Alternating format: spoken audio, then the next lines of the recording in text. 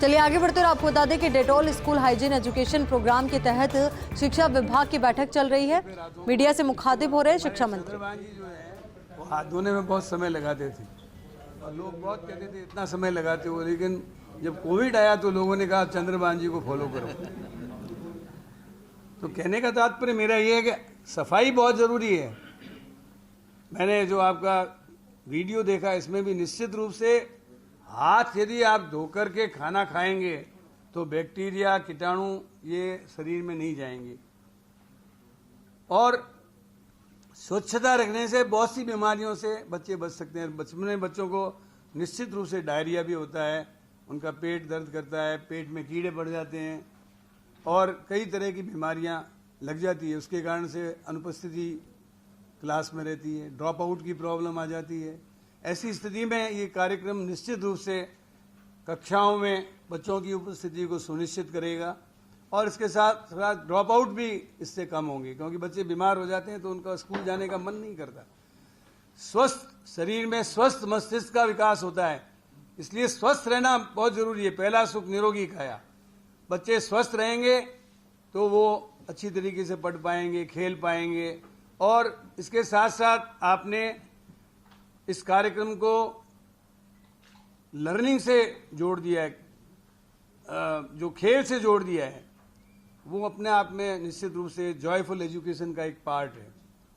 बच्चा यदि स्कूल जाए और उसको लगे कि स्कूल जाने से बड़ा कष्ट हो रहा है, उसको तकलीफ हो रही है, तो बच्चा स्कूल नहीं जाएगा।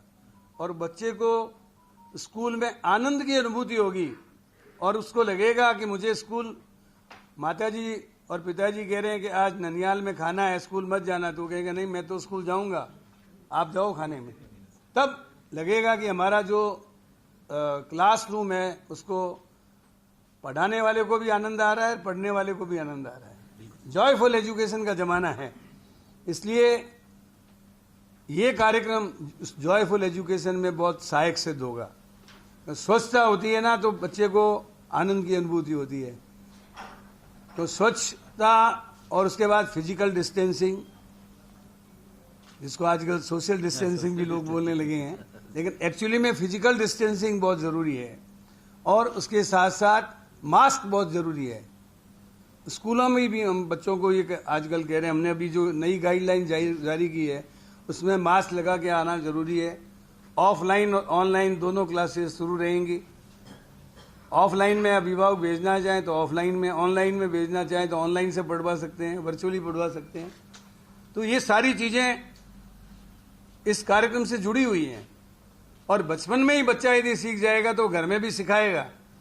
यदि कोई भाई बिना हाथ धोकर के मान लीजिए खाना खा रहा हो, घर में सफाई नहीं रख रहा हो, तो वो अपना आप टोकेगा कि ऐसा मत करो, इससे नुकसान हो जाएगा, बीमार पड़ जाओगे। और निश्चित रूप से बीमारियों का फैलाव कम होगा, बच्चों के पेट में कीड़े नहीं पैदा होंगे, बच्चों को डायरिया नहीं होगा और बच्चे रोग निरोधक क्षमता को विकसित करेंगे।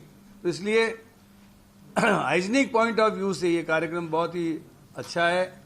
मैं इस प्रोग्राम के सफलतापूर्वक संपन्न होने की मंगल कामना करता हूं और उम्मीद करता हूं कि ये टाबर सोसाइटी जो है 2400 स्कूलों को बढ़ाकर पूरे राजस्थान में जितने भी 5वीं और 8वीं तक के स्कूल हैं उनमें ये सारा का सारा कार्यक्रम सफलीभूतता के साथ आगे बढ़ाए, इसको सफल करें ताकि हमारे सारे बच्चे स्वस्थ हो सकें और धीरे धीरे आने वाली पीढ़ी जो है स्वच्छता के प्रति जागरूक होगी और स्वयं अपने घरों में इस प्रकार के स्वस्थ रहने के तरीकों को सीख सकेगी और स्वस्थ रह सकेगी। मैं तो एक महात्मा थे, उनसे किसी ने प्रणाम किया तो उसने कहा अस्त रहो, व्यस्त रहो, मस्त रहो और स्वस्थ रहो। तो मैंने उनको महाराज जी को कहा कि महाराज जी आप सबसे पहले कहो कि स्वस्थ रहो, फिर कहो मस्त रहो, क्योंकि स्वस्थ रहेगा तभी तो मस्त रहेगा, टेंशन फ्री रहेगा। और उसके बाद ये कहो कि वो मतलब पढ़े, आस्तिकता की ओर आगे बढ़े और उत्तरोत्तर आगे बढ़ते रहो।